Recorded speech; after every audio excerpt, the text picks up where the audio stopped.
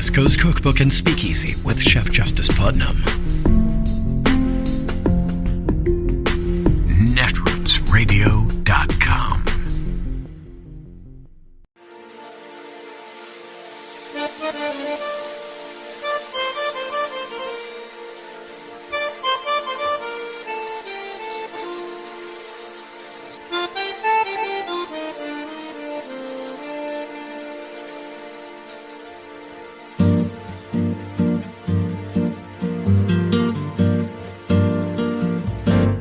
Je voudrais du soleil vert, des dentelles et des théières, des photos de bord de mer, dans mon jardin d'hiver.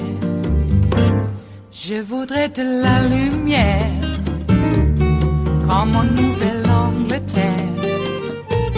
Je veux changer d'atmosphère, dans mon jardin d'hiver. Ma fleur sous la pluie de novembre, tes mains qui courent, je n'en peux plus de t'attendre. Les années passent, il est loin, là je tombe. Nul ne peut nous entendre. Je voudrais du Fred Astaire, revoir un latte. I heard you yesterday refer to them as a crime family, and this was organized crime. So make it easy for us. What was the crime? Well, the crime is trading policy for money. Which policy? Well, we're going to get into that. For months, House Oversight Chair James Comer and his Republican allies have been suggesting they will finally be able to get into the evidence about the Biden crime family.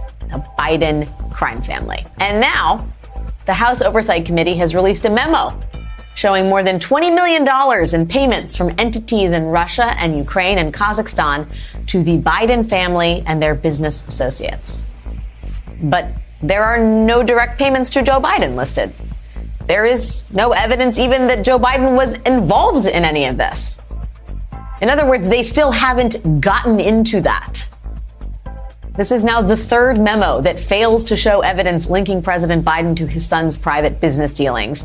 But the Oversight Committee says it doesn't have to show payments linked to Biden to prove he is corrupt. Joining me now is Claire McCaskill, former Democratic senator from Missouri. Claire, thank you for being here. I am trying to make sense of my position here, because on one hand, it seems so obvious that they haven't actually gotten into the substance of these very incendiary claims they're making about the Biden family. And then another part of me thinks, at your own peril, ignore the machinations of the right wing. Where do you stand on this? Well, first of all, what Hunter Biden did was dumb, and I think had a great appearance of impropriety. May not have been illegal, but Joe Biden didn't do it. And by the way, we have a long history of family members playing off presidents to try to make money. Going all the way back to FDR, we had Richard Nixon's brother. We had, frankly, Billy Carter, who was taking money from Libya. And what drives me crazy about this is the blinking red light around Jared Kushner. Why does the Senate not start a hearing? I mean, let's just briefly walk through what Jared Kushner did. He was put in to run a huge portfolio in a government where he had no experience. Running foreign policy in the Middle East peace process, no experience. What does he do first? He becomes best buddies with the Crown Prince of Saudi Arabia. He gets Trump to go to Saudi Arabia for his first trip. He has the Crown Prince in the White House dining room. He does all that. And what happens the minute Trump leaves office? He starts for the first time a private equity fund. He goes over and asks the Crown Prince for $2 billion. And you know what the committee said that runs the sovereign wealth fund for Saudi Arabia, Alex? They said, this is a really bad idea. They did their due diligence and it failed miserably in every test of due diligence.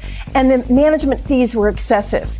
And they recommended against making a $2 billion investment. of course, the Crown Prince came along and overruled him and gave Jared Kushner $2 billion. Now, compare and contrast that with Steve Mnuchin, who was Treasury Secretary. He went to the Crown Prince to try to trade off his Trump connections. And instead, even though he'd run an investment company, they only gave him $1 billion and paid him less in management fees. This is a huge scandal. I do not understand why the Senate is not doing a hearing on all of the Trump grift. And I'm not even talking about the money they made off foreign governments while they were in office. I absolutely hear what you're saying about. I'm fired up here on this. I'm glad you wanted to talk to me about it. I think there's probably, I guess I wonder if you think the answer to that question, if you're looking at Hunter Biden, why not look at Jared Kushner?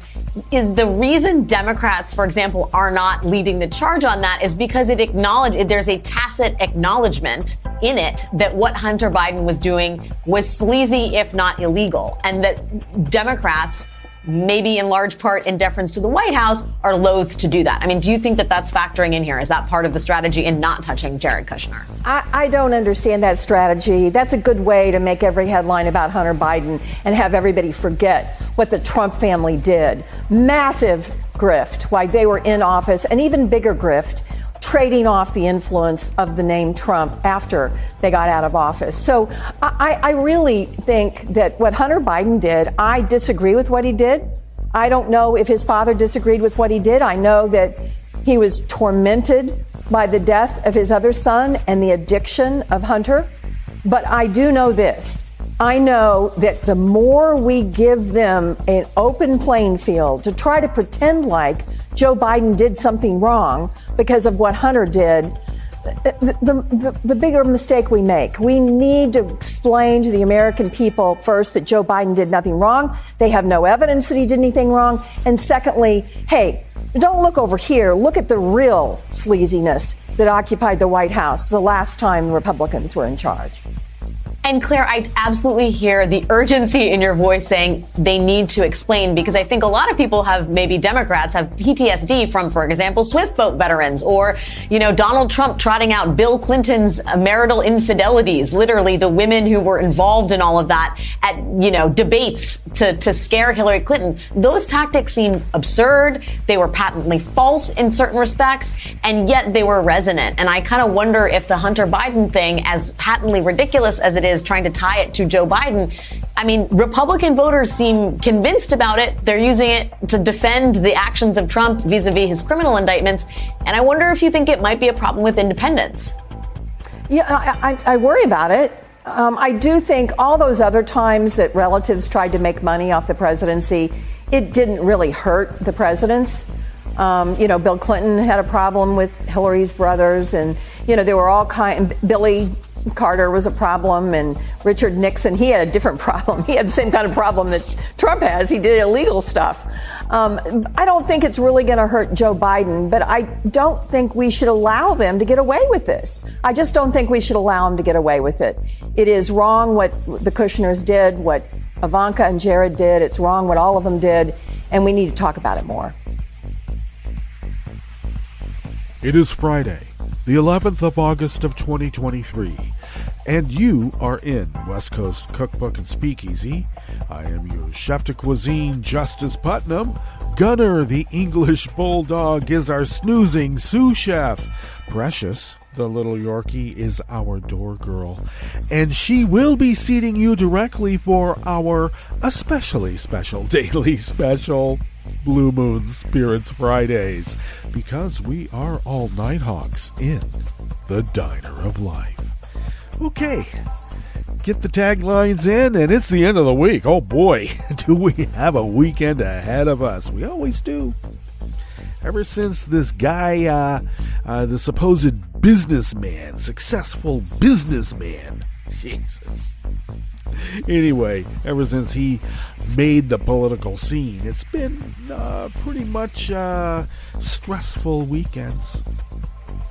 What will the news bring us this weekend? Well, as you know, here at the Mothership, when we do this salon, we put ourselves in a little news bubble, meaning that we have to shut off the spigot, the fire hose of information coming in constantly.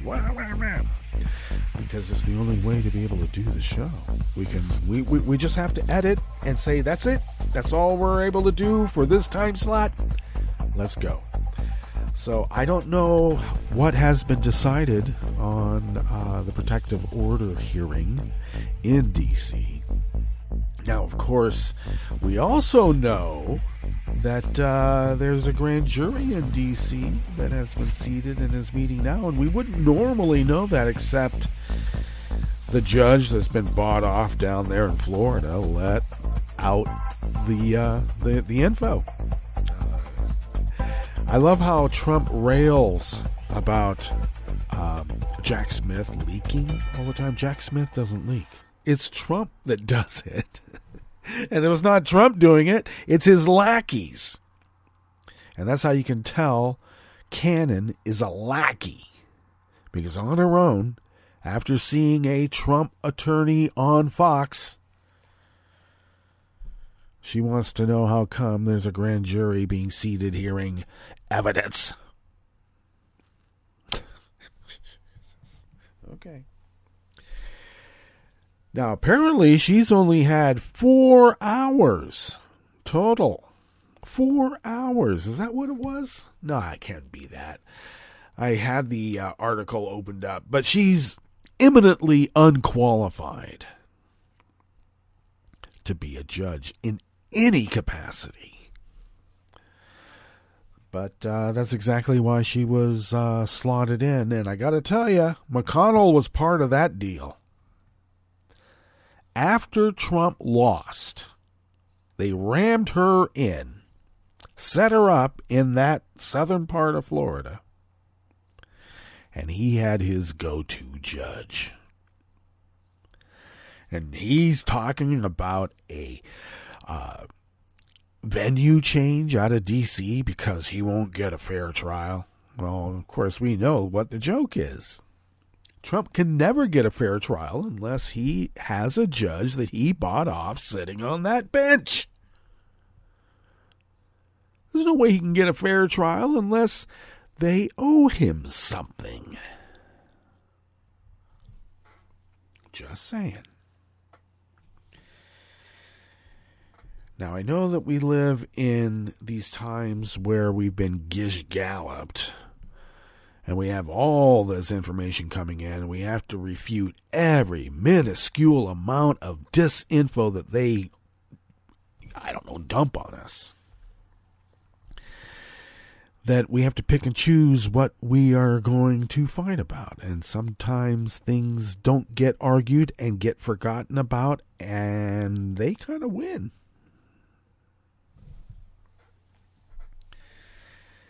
Because we saw what happened with Trump in his time in office. Every accusation is a confession. Everything that he accuses Joe and Hunter of doing, he and his kids did. In a much higher dollar amount, by the way. But because they are corrupt, evil types, of course Trump has to paint others like that. Now, the guy doesn't have a conscience. We know that. He's a sociopath. I would say he's a psychopath too, but we'll just keep it at a sociopath. He doesn't have any guilt. He doesn't have any moderating trigger that or button that keeps him from doing bad things. He has no filter.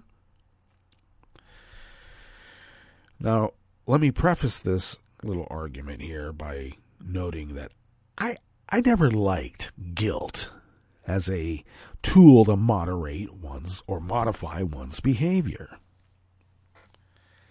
But a conscience is not necessarily having guilt. There's a little bit different things there. Now, I say guilt on Trump because I wish he would feel a little dissonance. And, well, he does feel dissonance. But I mean a little, feeling bad about what he did.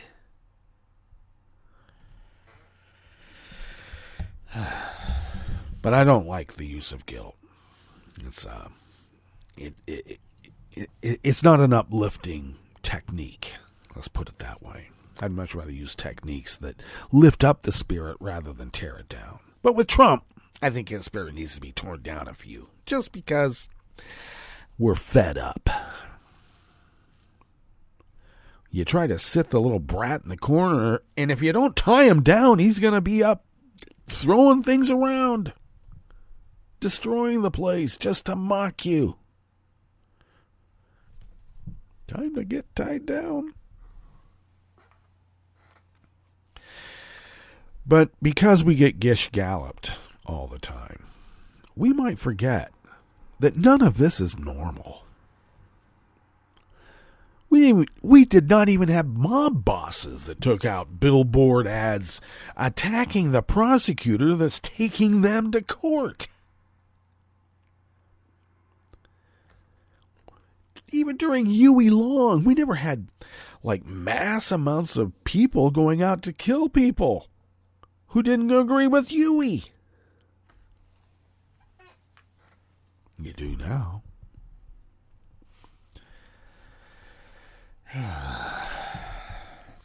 And who do they fear? Antifa and Black Lives Matter. Well, yeah, maybe that's their guilt. Because they know what they've done. And they know that if put in a similar position, they would do everything they accuse Antifa and Black Lives Matter of. When instead, truly, we are to uplift rather than tear down. Okay. Why don't we give you a rundown of what we have in store for you? I've been getting quite into the pontificating mode, haven't I? Well, it comes with age. You live long enough, you just get wisdom by osmosis. Maybe that's what it is. Nonetheless, we are to uplift. We bestow rights. We work for rights for people. They want to take it all away. Why? We know why. They just are bad neighbors. They didn't like PC culture because it meant they had to be good neighbors. Now they don't like critical race theory because they might have to feel bad about being bigots and racists and homophobes and misogynists, and we don't want to. Jesus is too liberal. Great. Well, they've created their own religion. Except it's the kind of religion that they want you to put on a tracksuit, and your way to get to Mars is to follow that comet called Hale-Bopp. Let's go. Thank you, no, I'm not doing it. And it's not because I don't like wearing tracksuits. Okay, at least not in public. Okay, what do we have in store for you as we begin this Liquid Diet Friday? Okay, but we do have a bit of sustenance here in the salon. And as we begin, yes, at the top, the blinking red light scandal of Kushner's Saudi billions looms as the GOP face plants on Hunter Biden. All right. Every accusation is a confession, every single one. On the rest of the menu, a research firm says the Proud Boys stipped them $30,000 for work on their J6 sedition trials. Well, not paying your bills seems to be quite a strategy among grifting Nazis. More Michigan Republicans accused of being fake electors for Trump plead not guilty. I'm too old. I didn't know what I was doing. Yeah, you did. You watched Fox. They told you. You went and did it. And jumping into the water to escape a wildfire should always be a last resort. Get out before it happens, or when it actually is. Don't hang around. All right, we'll get into more about that after the break. We move to the chef's table, where Brazil's former highway police director has been arrested in a probe into election interference. And a Chinese-Australian journalist jailed in China for 3 years, described being only allowed to stand in sunlight for 10 hours each year. All that and more on West Coast Cookbook and Speakeasy. Bon appetit.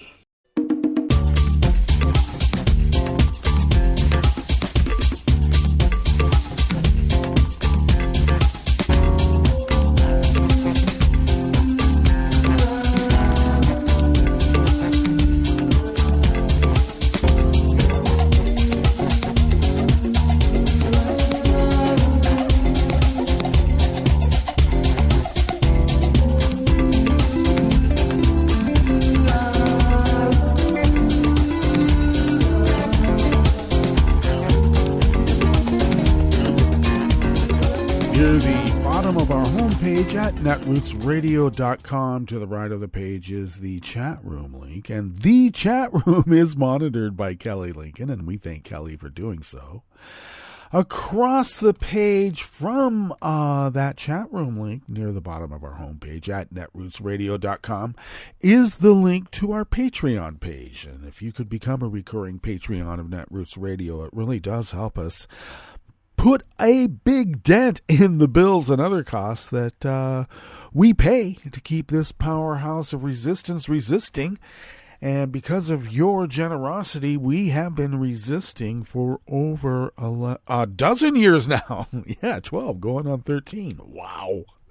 And we have you to thank for allowing us to fulfill our civic duty as the founders originally intended so many years ago. If you would like to follow Netroots Radio on Twitter, Mastodon, and Spoutable, you can do so at Netroots Radio. Tom takes care of that. And we will be bugging out of Twitter, but we're still there for now. So giving you a heads up. But you can find us on Mastodon and Spoutable at Netroots Radio. Thanks, Tom. Follow me on Twitter, Mastodon, Spoutable, Blue Sky, wherever, at Justice Putnam.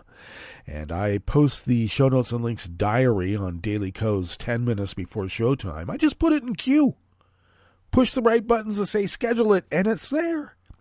But you can find the actual reportage that we draw our inspiration from by following my social media feed, because the links are all there. So there. Follow the show on Twitter. It's just a placemat. Sorry about that. At Cookbook West. And pick up podcasts by way of Spreaker, TuneIn, iHeart, YouTube, iTunes, etc., etc., etc. Just not Stitcher anymore. Just not Stitcher. Thank you. Thank you, SiriusXM, for all the great help. Damn you. Okay. I have to get a few things off my chest every morning during the week. Every morning. This first offering here in the Bistro Cafe of West Coast Cookbook and Speakeasy is Out of the Daily Beast by Kelly Weil.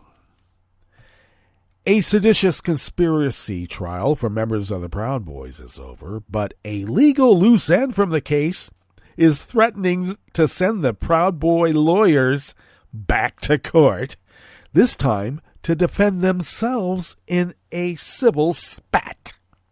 After members of the Proud Boys played a lead role in the January 6th Capitol attack, their defense attorneys unsuccessfully tried to move their cases out of D.C., arguing that the Proud Boys could not receive a fair trial in the left-leaning city.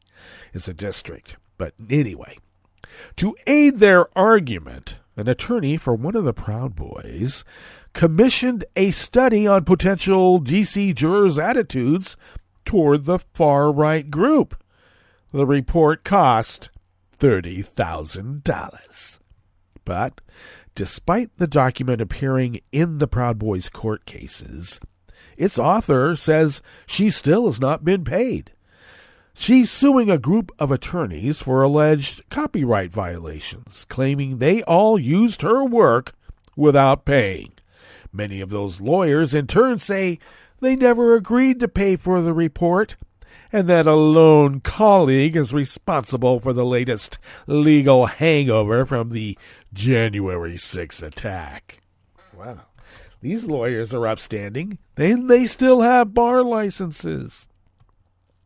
At the center of the lawsuit, first reported by Law 360, is John Daniel Hull, an attorney representing Proud Boys member Joey Biggs. Hull, a defendant in the suit, says he commissioned the report from the firm Inlux Research and its owner, Lindsay Olson. He acknowledges that she's owed $30,000 and that he's paid her $1,500. The rest of the money is a matter of ongoing dispute.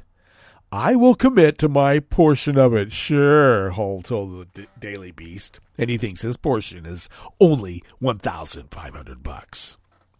Hull claims some of the lawyers defending the Proud Boys had agreed to pay $6,000 apiece toward the price of the Inlux study. Some of Hull's co-defendants, contacted by the Daily Beast, say they made no such agreement. Attorney Norman Pattis, who represented Proud Boys, as well as InfoWars founder Alex Jones in an unrelated case, is a defendant in the lawsuit. He said that he did not agree to shell out for the $30,000 report. No, he told the Daily Beast. Hull admits as much in his answer. Hull states in a court filing that he did not include Pattis in discussions about the money, but Hull does suggest that he tried getting a pair of court-appointed attorneys in the Proud Boys case to help secure Public Criminal Justice Act funds for the report, known as a CGA. Emails included in court filings show those court-appointed lawyers, both of them defendants in the copyright case, discussing the unlikelihood that the court would cough up $30,000 for the study. It's insane to sign a $30,000 contract without money and then expect CGA to cover it. One emailed another in October of 2022, and it might detract from what court-appointed lawyers receive. Hull shouldn't have promised that. An email from the other court-appointed attorney shows her explaining the CGA fund application process to Hull after he had already commissioned it from Inlux Research. Hull described bickering among the Proud Boys attorneys over the funds. All life is junior high, he told the Daily Beast. Except now junior high kids, the bullies, have guns, body armor, the will, and the ability to violently overthrow the United States of America. So, the lawyers representing them don't want to pay their bills. What else is new?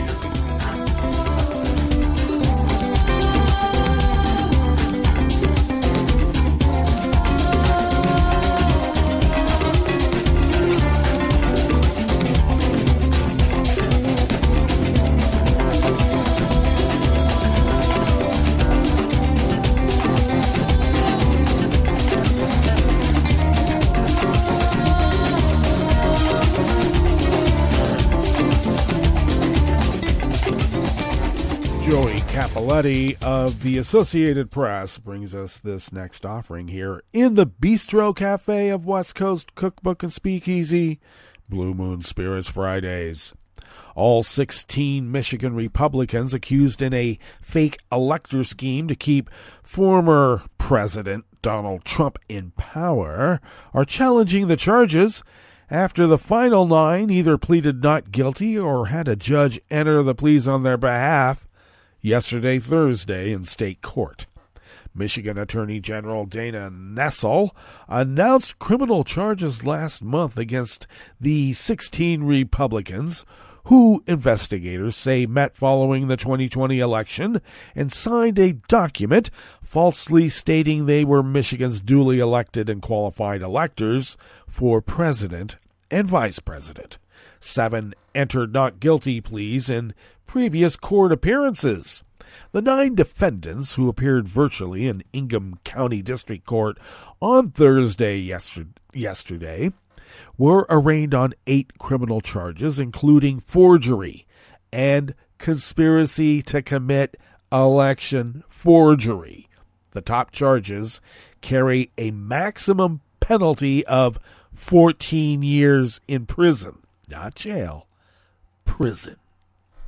The court appearances in Michigan come 1 week after Trump pleaded not guilty in federal court to charges related to his effort to overturn the results of his 2020 election loss. Prosecutors say the former president, along with 6 unnamed co-conspirators, orchestrated a scheme to enlist fake electors in 7 battleground states won by Joe Biden, and to submit those false certificates to the federal government. Kathy Barden, a Michigan committee woman for the Republican National Committee, and Amy Facinello, a Grand Blanc school board member who is facing a recall effort, were among those arraigned yesterday.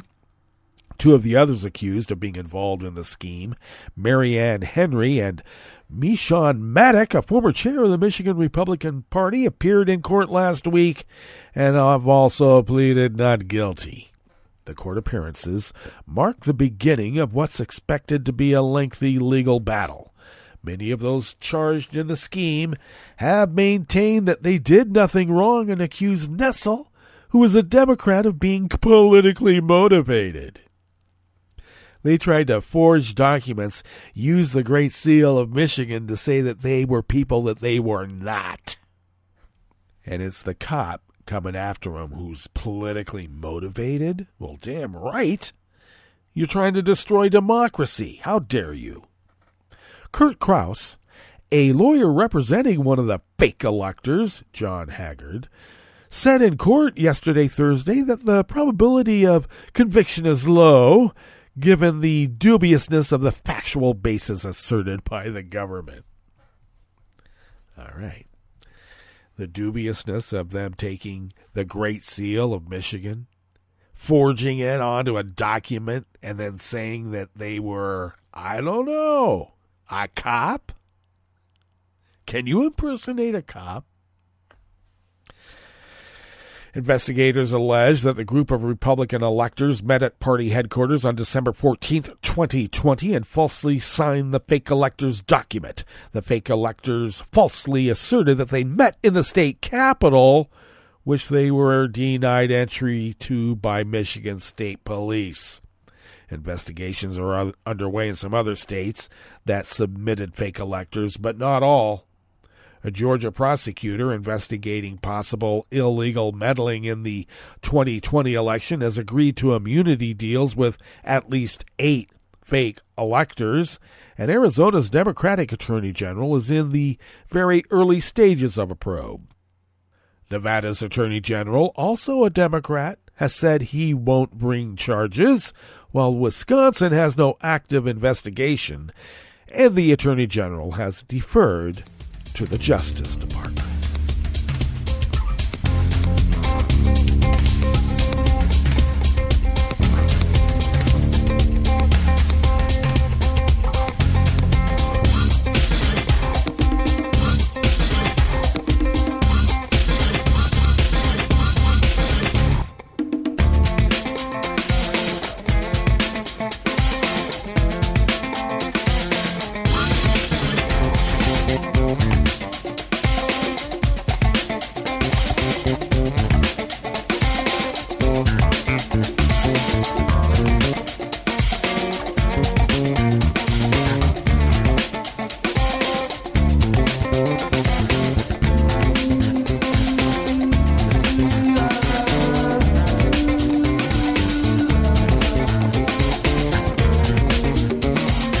Teddy Amenabar of the Washington Post brings us this final offering here in the Bistro Cafe of West Coast Cookbook and Speakeasy.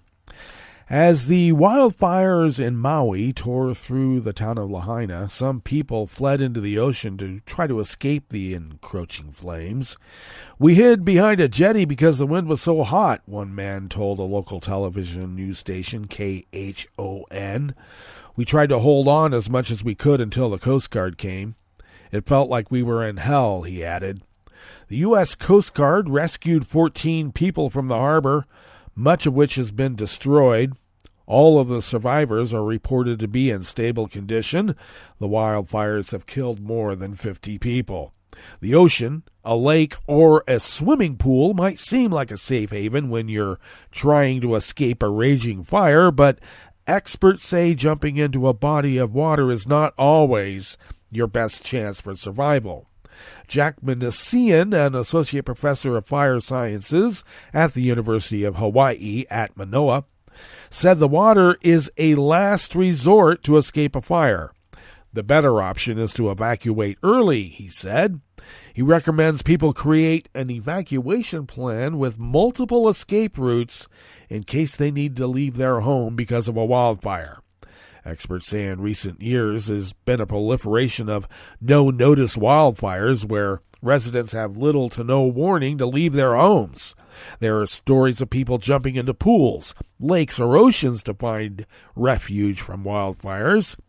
In 2017, one California couple survived by staying in a neighbor's pool for hours as nearby houses burned, but another woman perished in a pool, possibly overcome by smoke. Experts say you should do everything you can to get out of the area rather than being forced into water to escape a fire. Even if you're submerged underwater and protected from the burning flames, you're still at risk from ash and embers falling from the sky, and it's going to be harder to breathe if the fire is raging around you.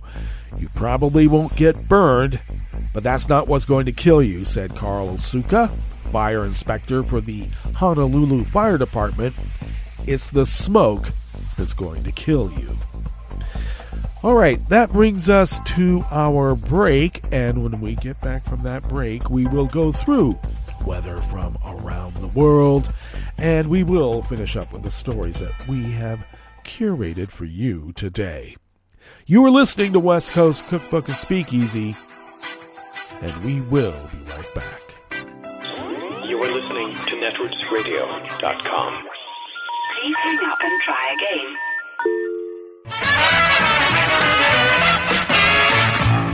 From a point at sea to the circles of your mind, a new force is at work for planetary transformation. New radio for a new Earth.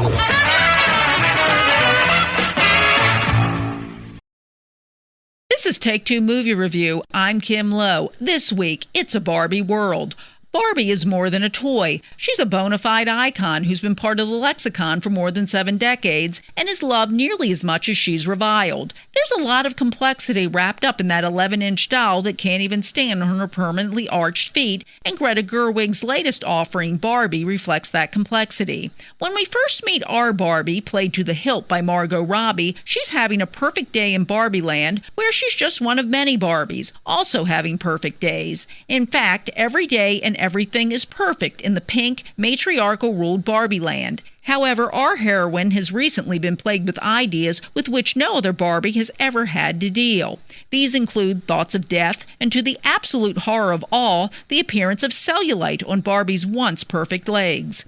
Following the advice of Weird Barbie, a scene-stealing Kate McKinnon, Barbie learns she must travel to the real world, aka LA, so hopefully all can be made perfect again in Barbie Land. Tagging along for the ride is Ken, a delightful Ryan Gosling, who learns along with Barbie that the real world truly is different from Barbie Land. Barbie quickly learns that many in the real world view her very existence as problematic, and rather than to build girls up, she can be used as a tool of the patriarchy to crush the self-esteem of girls and even women who grew up playing with Barbies and who still see the dolls as the embodiment of the ideal woman. While Barbie's central theme, that being an actual woman in the real world is really tough, isn't new, the approach the movie takes is totally fresh and fun and seemingly deserving of its Movie of the Summer status. This has been Take Two Movie Review. I'm Kim Lowe. Catch up with us at TakeTwoMovieReview.com and feed us back on our channel on YouTube.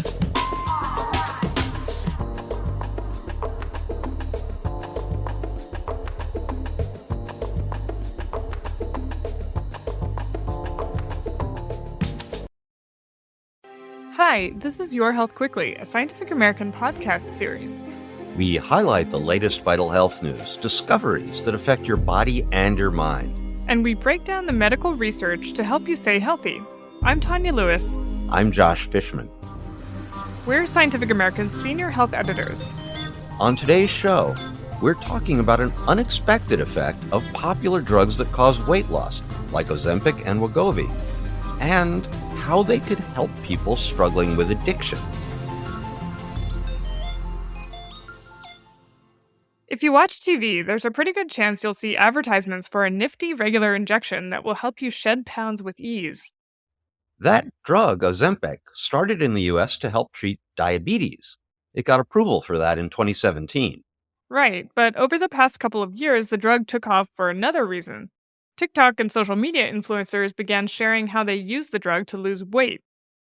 Ozempic, along with its sister brand designed specifically for weight loss called Wegovy, has since become one of the hottest ways to burn off weight.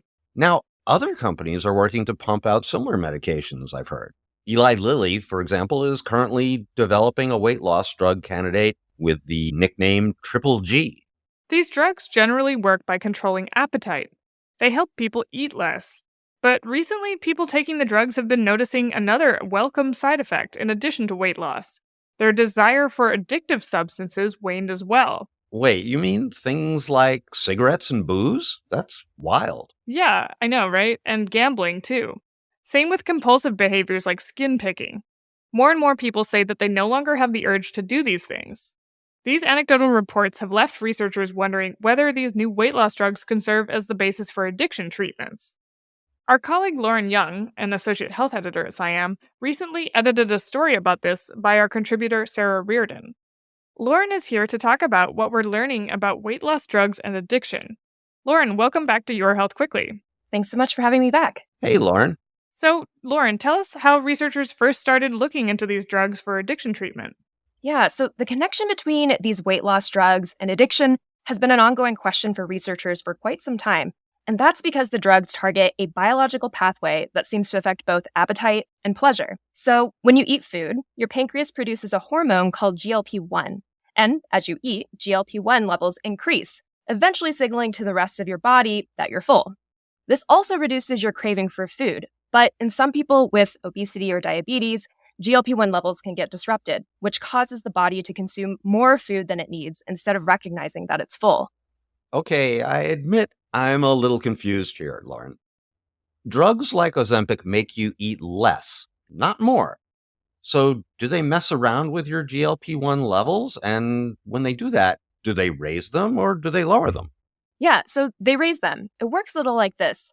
Ozempic and Wegovy, which were both developed by the company Novo Nordisk, are brands of one specific drug called semaglutide. Semaglutide is a type of GLP-1 agonist, which means that it binds to and activates specific receptors in the body.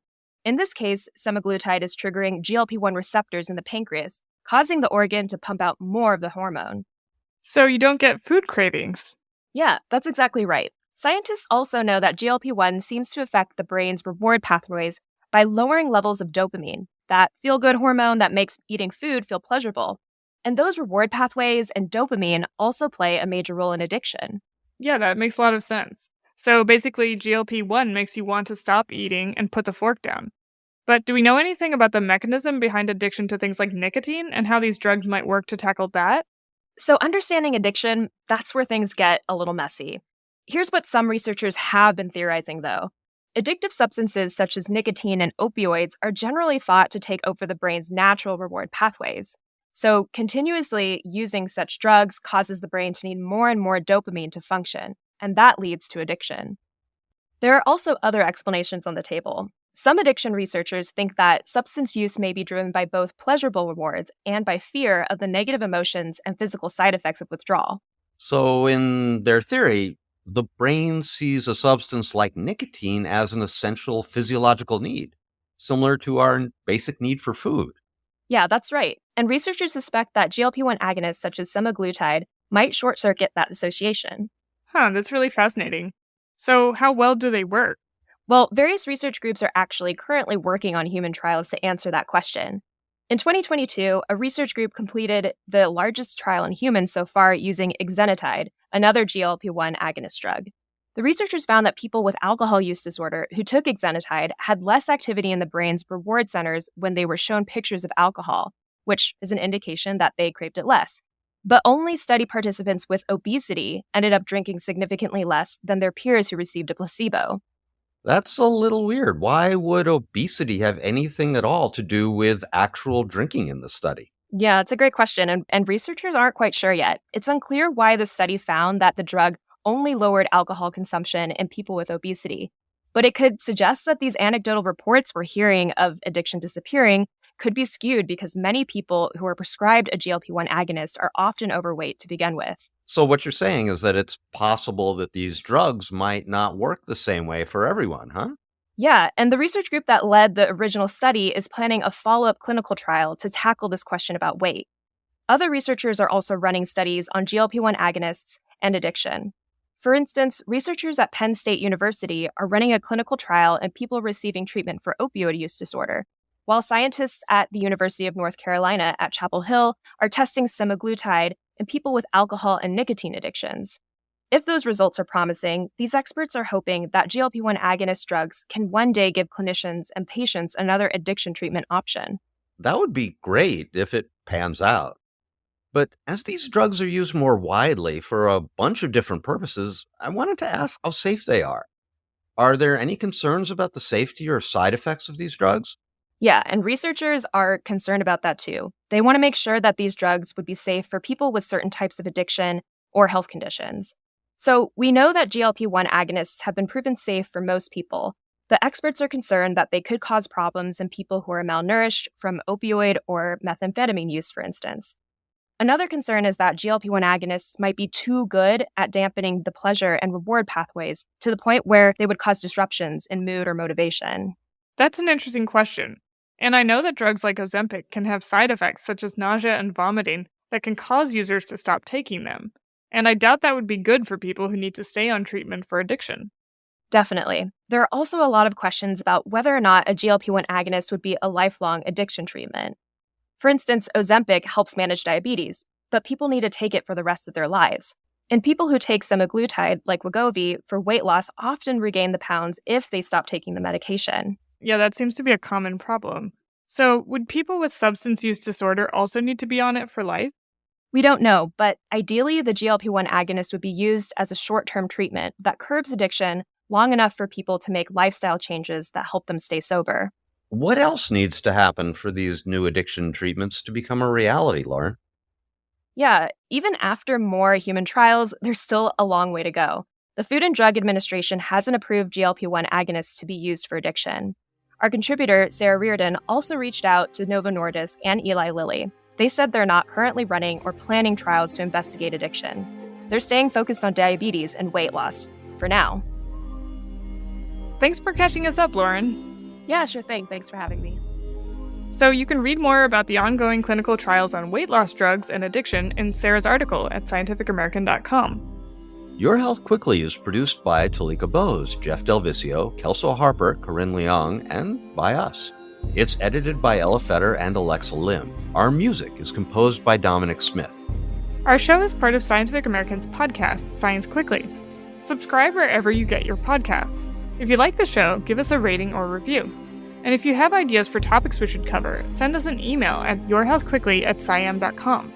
That's yourhealthquickly@sciam.com. I'm Tanya Lewis. I'm Josh Fishman. We'll be back in 2 weeks. Thanks for listening.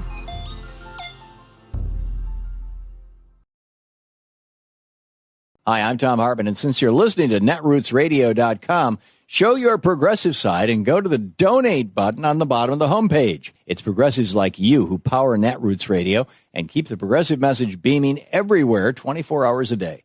Just go to our donate button at the bottom of netrootsradio.com. Thank you for keeping progressive radio at full power.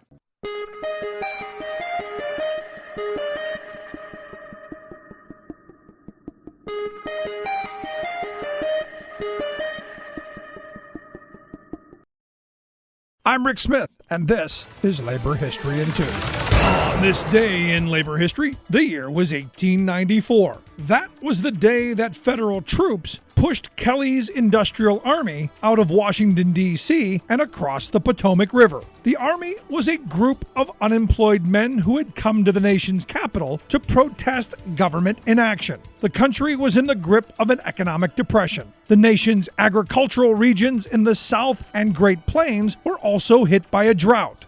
Times were hard for American workers and families. The call had gone out across the nation for the unemployed to make their way to the doorstep of Congress. The goal was to petition for public infrastructure projects to put people back to work. Businessman Jacob Coxey had organized a March of the Unemployed from Ohio. Charles T. Kelly and his group came from California. They rode the rails and made it to Des Moines, Iowa, where they encamped.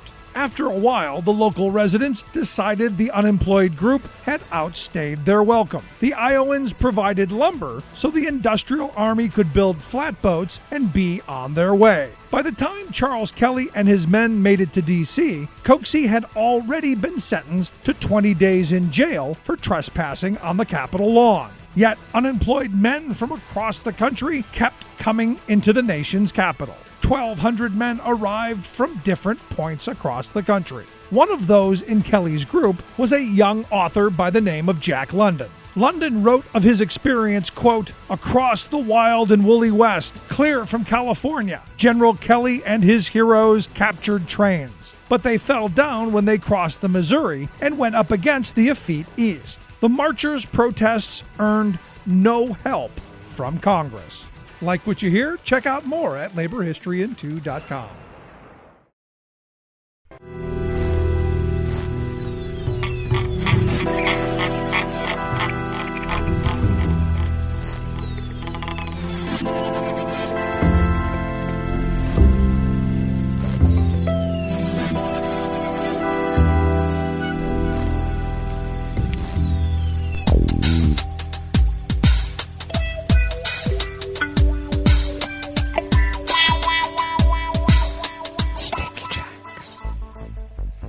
Thank you for accompanying us here to the chef's table at West Coast Cookbook and Speakeasy.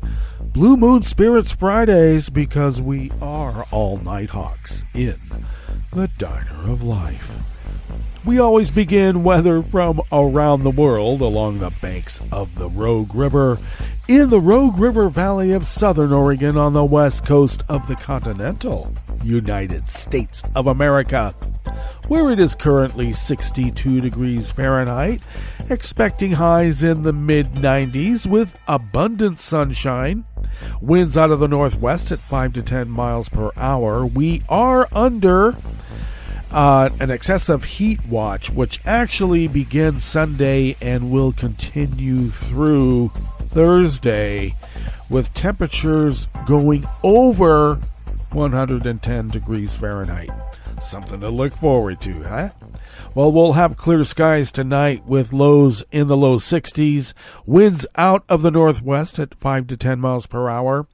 Then sunny skies tomorrow and hot with highs near 100, winds out of the northwest at 5 to 10 miles per hour. Grass pollen is rated low here in our little town of Rogue River. The air quality index for the region is good at 25 parts per million, and that daytime UV index is very high at level 8. Take care. Barometric pressure is falling at 30.01 inches. Visibility is up to 10 miles, and relative humidity is at 74%. Weather from around the world is brought to you by a crowd of crowdsourced weather stations that a crowd crowdsources from around the world, and that is the Weather Underground. London is 75 degrees and partly cloudy. Paris is 77 and partly cloudy. Rome is 87 degrees and fair. Kabul is 76 and clear. Kyiv is 77 degrees and mostly cloudy.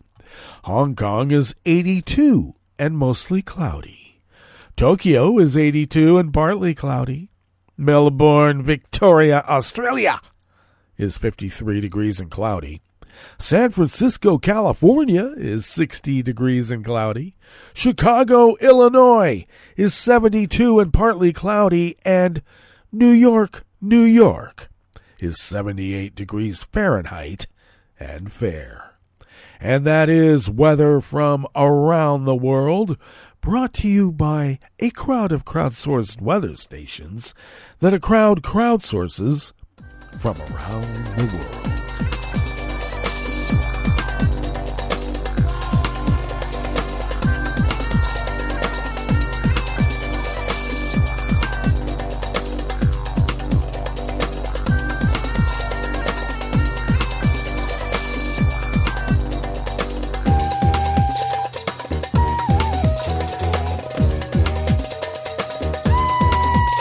Diane Gentet of the Associated Press brings us this first amuse-bouche here at the Chef's Table at West Coast Cookbook and Speakeasy, Blue Moon Spirits Fridays.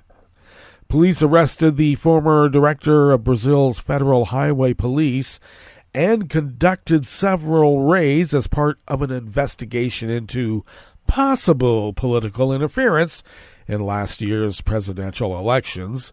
Brazil's federal police said in a statement that officers had carried out 10 search and seizure warrants and arrested one person without giving the name. A federal police official in Brasilia won't let you know who he is because they're not authorized to speak to the media, confirmed that the former highway police director, Silvine Vasquez, was arrested on Wednesday morning in Santa Catarina State. Allegations surfaced after the October 30th election that highway police had interfered in support of former right-wing President Bolsonaro in a tense final round of voting that pitted the incumbent against his rival, now President Lula da Silva.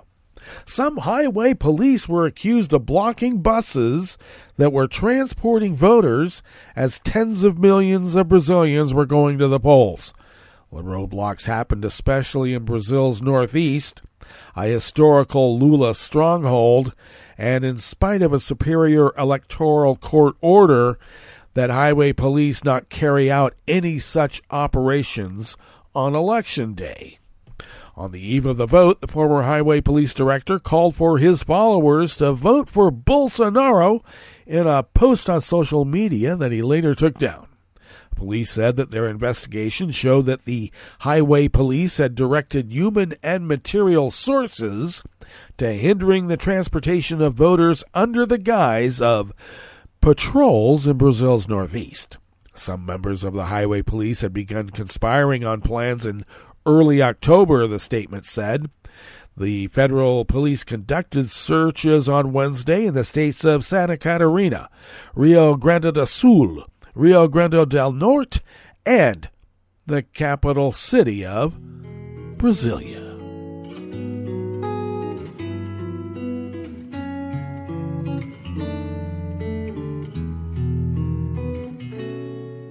Je te donne ce mon amour pour la vie entière, la promesse de me trouver à tes genoux. Aussitôt que tu m'appelles, rester toujours fidèle, c'est tout, c'est tout. Je te donne tous mes printemps, mes étés de mer, mes automnes quand les feuilles tombent partout. Si ce n'est pas une bonne affaire, je te donne tous mes hivers. Staff at the Associated Press brings us this final amuse-bouche here at the Chef's Table at West Coast Cookbook and Speakeasy. A Chinese-Australian journalist who worked for China's state broadcaster and was convicted on murky espionage charges has spoken out about her detention conditions, including being able to stand in sunlight for just 10 hours a year. In a letter to the Australian public on the 3-year anniversary of her detention, journalist Shang Li voices her love for her adopted country After being found guilty on national security charges at a closed-door trial last year, Chang has yet to be sentenced. I relive every bushwalk, river, lake, beach with swims and picnics and psychedelic sunsets, sky that is lit up with stars and the silent and secret symphony of the bush, Chang said in a letter shared by her partner, Nick Coyle. She hasn't seen a tree since she was detained, she wrote, and she misses the sun. In my cell, the sunlight shines through the window, but I can only stand in it for only 10 hours a year. Australian Foreign Minister Penny Wong said the nation would continue to support Chang and her family and advocate for her interests and well-being.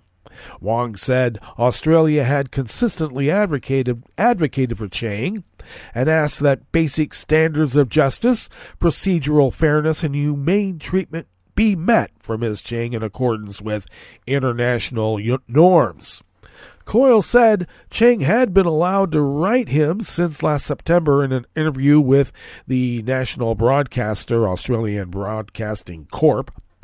Each month, Chang is allowed a 30-minute visit by an Australian consular official who can bring her letters. She is being kept in a detention facility under the Ministry of State Security, Coyle said. He said the most difficult thing for her was the toll that the long-term separation from her children was taking. In the 3 years since Chang has been taken, her daughter entered high school while her son is about to, he said. It is the Chinese in me that has probably gone beyond the legal limit of sentimentality. Most of all, I miss my children, Chang wrote. Chang, age 48, moved with her family to Australia at age 10. She returned to China to work for the International Department of State Broadcaster CCTV. The details behind her detention and trial remain sealed. Chinese prosecutors have broad powers to level charges of spying or leaking state secrets with little or no evidence, and Chang could face years in prison. Chinese authorities have also been accused of holding foreign nationals, particularly those born in the country, to obtain diplomatic gains or the return of Chinese citizens abroad on a variety of charges. China's relations with Australia have been on the mend with Australia's new administration after China put them on freeze over Canberra's accusations that Chinese political interference and intimidation of the local Chinese community, as well as an investigation into the origins of the COVID-19 virus. Coyle said, though, he hopes the case is divorced from politics. Its resolution could help the relationship between the countries. I think resolving it would improve the atmospherics around the bilateral relationship and enable a focus on the positive aspects that a relationship would bring. We all want to see that, he summed up. All right, that brings us to the end of our broadcast period for the day and the week. But you do know Netroots Radio broadcasts on, and we will meet up here on Monday for River City Hash Mondays. So do stay tuned to Netroots Radio all day, all night, and all weekend for all the breaking news as it breaks. And we will meet up here on Monday, right here in West Coast Cookbook and Speakeasy. Appétit.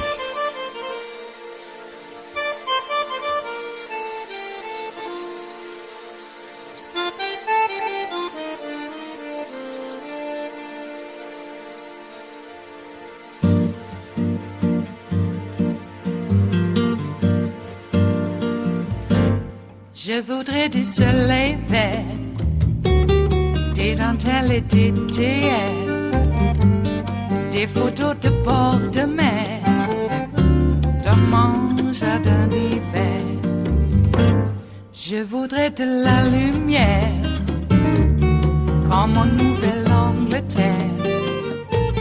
Je veux changer d'atmosphère, dans mon jardin d'hiver. Ma robe à fleurs, sous la pluie de novembre, tes mains qui courent, je n'en peux plus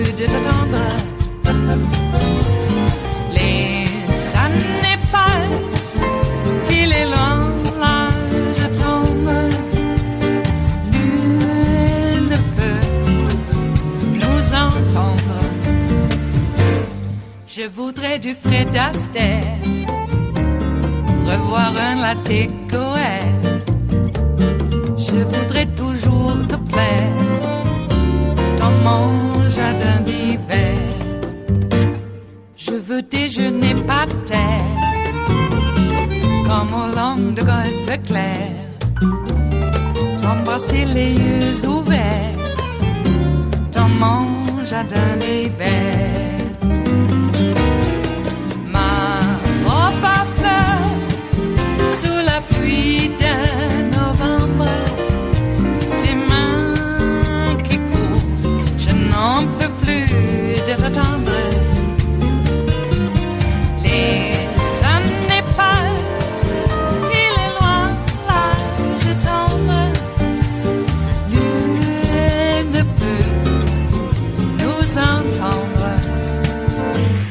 Ba-da-da-dum-di-da-dum, ba-da-da-dum-di-da-dum, ba-da-da-dum-di-da-dum, dans mon jardin d'hiver. Ba-da-da-dum-di-da-dum, ba-da-da-dum-di-da-dum, ba-da-da-dum-di-da-dum, dans mon jardin d'hiver. Dans mon jardin d'hiver, dans mon jardin d'hiver.